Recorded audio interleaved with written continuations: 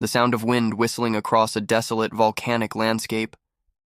I am Cars, the pinnacle of evolution, the ultimate life form. For eons, I have observed the fleeting lives of lesser beings, their struggles, their pathetic attempts at greatness. I have seen empires rise and fall like dust in the wind. I mastered the sun, conquered death itself, and achieved a form beyond the comprehension of any life on Earth. I am perfect.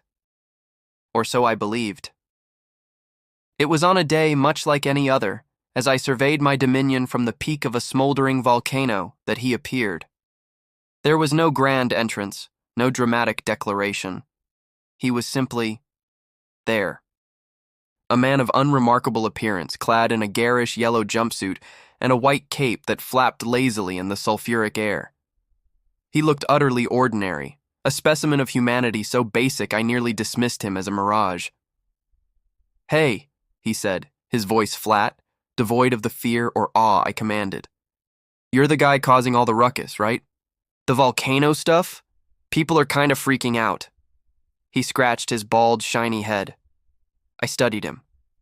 My senses, which can perceive the genetic makeup of any creature, told me he was human. Nothing more. A flawed, fragile, ephemeral human.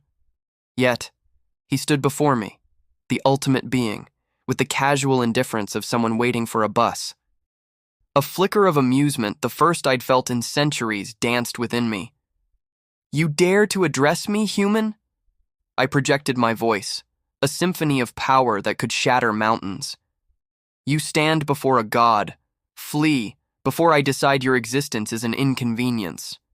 He just blinked. "A god? Okay, but could you, turn the volcanoes off? It's getting hot." This insolence was refreshing. I decided to indulge him, a cat toying with a mouse. I extended a hand, my fingers elongating into the razor-sharp talons of a predator eagle. "You will learn respect." With a speed that would be invisible to any other eye, I lunged. My attack, which could slice through diamond, aimed for his neck. I anticipated the satisfying spray of crimson, the slump of a lifeless body. Instead, there was a quiet tink sound. I had struck him, yes.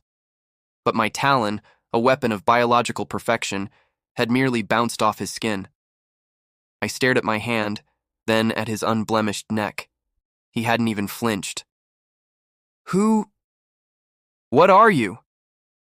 The question escaped my lips before I could contain it. This was impossible. My calculations, my understanding of biology, of physics, all screamed that this could not be. He looked at me, a flicker of something, perhaps boredom, in his eyes. "I'm just a hero for fun." He then raised a fist. It wasn't a technique. There was no special energy, no Haman, no ripple of power I could detect. It was just a punch, a simple, straightforward, ordinary punch. Before I could process the sheer absurdity of it, the world erupted. The punch didn't just hit me, the air itself shattered. The force was absolute, a cataclysmic event on a scale I had never imagined. My body, this perfect form that could withstand the heart of a volcano and regenerate from a single cell, was torn asunder. It wasn't pain. It was erasure. The very concept of my being was being violently unwritten. As my cells desperately tried to reassemble, a process that had always been instantaneous, they were met with an opposing force of such magnitude that regeneration was futile. It was like trying to rebuild a sandcastle in a tsunami. I saw him standing there, his fist still slightly smoking, his expression unchanged. My own power, my pride, turned against me. My body, in a desperate act of self-preservation, began to change, to adapt. It grew wings of stone, skin of hardened magma, anything to try and withstand this incomprehensible force. But it was no use. The shockwave of his single casual punch carried a momentum that was cosmic. It didn't just push me back, it threw me away from the very planet I had sought to rule. I was flung into the sky, past the clouds, past the thin blue veil of the atmosphere. The earth, my earth, became a beautiful, swirling marble below. My body, in its panic, continued to adapt, sprouting jets of compressed air to try and force myself back down, but the velocity was too great. I was an arrow fired from the bow of a god, and my trajectory was set. The cold of space enveloped me, a cold that seeps into the very soul. My perfect body, capable of withstanding any terrestrial environment, froze solid.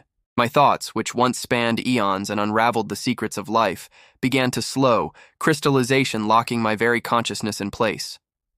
I am Cars, the ultimate life form, and I am drifting. Drifting through the silent, black, unending void.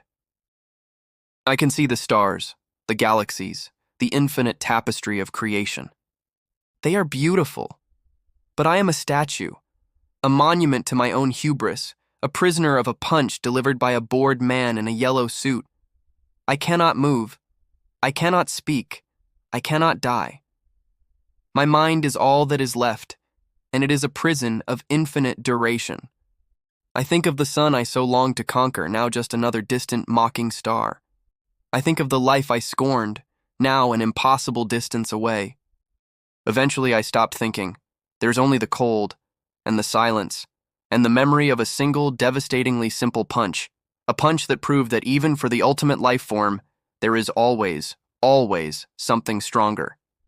And that the most terrifying power in the universe isn't a complex, grand design, but the simple, unceremonious strength of a hero for fun.